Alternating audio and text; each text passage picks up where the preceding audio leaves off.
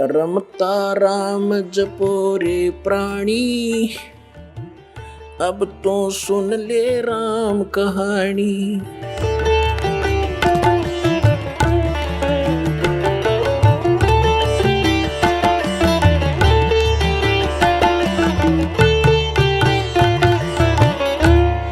अब हम आते हैं अपने प्रसंग पर कि परमात्मा 600 वर्ष पहले आकर बताया करते थे, तीन देव की जो करते भक्ति, उनकी कदे ना होवे मुक्ति। गुण तीनों की भक्ति में ये भूल परो संसारे, कहें कबीर निज नाम बिना तुम कैसे उतरो पारे।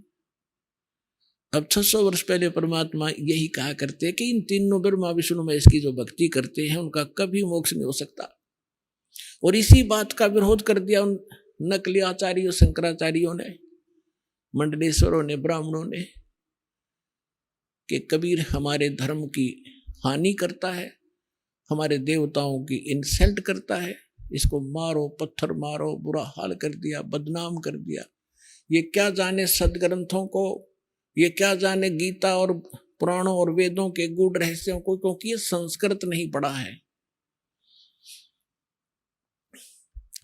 तो उस समय इन नकलियों का दाव लगा। लेकिन मालिक तो मालिक ही होते हैं, उनका उस समय आना हमारे लिए वरदान बना। और उन्होंने अक्षर ज्ञान नहीं था जैसा भी ये लोग मानते रहे, और उन्होंने वो ज्ञान बोल रखा जो वेदों और गीता पुराणों के अंदर, जो हमारे गुरु, धर्म गुरु आचार्य शंकराचार्य, मंडलेश्वर, जो संस्कृत भाषा के माहिर माने जाते थे, वो नहीं समझ सके हमारे सदग्रंथों को। और वो परमात्मा ने 600 वर्ष पहले बोला था कि ब्रह्मा विष्णु महेश की मृत्यु होती है, ये अविनाशी नहीं है, इनकी माता दुर्गा है, इनके पिता काल हैं, ज्योत स्वरूपी निरंजनीय सरपुरुष है। लेकिन उस समय हमारे तक ये ज्ञान नहीं आने दिया गया और इसको दबा दिया गया, कबीर साहब को बदनाम किया गया। वो धानक था, जुलाहा था, वो क्या जाने सदग्रंथों के बारे में। अपने आत्माओं, परमात्मा कच्चे काम नहीं करते, समर्थ होते। यदि उस समय भगवान नहीं आए होते तो आज हम कैसे पहचानते भगवान कैसा होता है।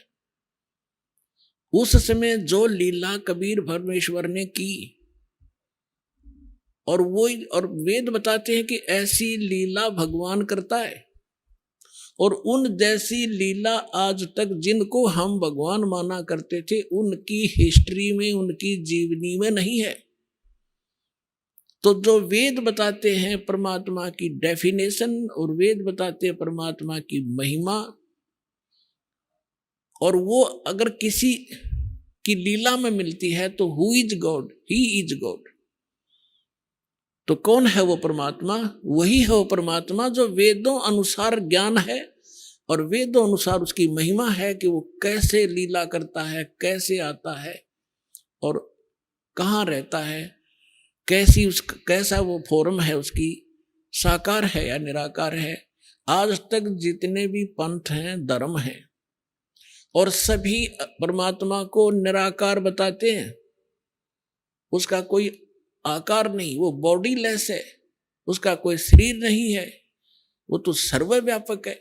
और हमारे सभी धर्मों के सदग्रंथ बताते हैं वो परमात्मा नर आकार है, मनुष्य सदृश है, शरीर है, उसका नाम कबीर है। और ऊपर अपने निज स्थान में, ऊपर के लोक में, सतलोक के अंदर वो एक बहुत बड़े गुम्बज में विराजमान है, और वहां उसके सिर पर सेरा है, मुकुट है, और ऊपर छत्र है उस परमात्मा की। ये तो हमारे सदग्रंथ बताते हैं। और जिन महापुरुषों को परमात्मा मिले, वो आंखों देखा संत बताते हैं। आप सुन रहे थे जगत गुरु तत्वदर्शी संत रामपाल जी महाराज जी के मंगल प्रवचन। अधिक जानकारी के लिए विजिट कीजिए हमारी वेबसाइट www.jagatgururampalji.org। संत रामपाल जी महाराज जी के शुभ आशीर्वाद से पूरे विश्व भर में 500 से भी ज्यादा नाम दीक्षा केंद्र हैं, जिन पर संत रामपाल जी महाराज जी द्वारा ऑनलाइन निशुल्क नाम दीक्षा दी जा रही है। अपने नजदीकी नाम दीक्षा केंद्र का पता करने के लिए संपर्क करें 8222880541।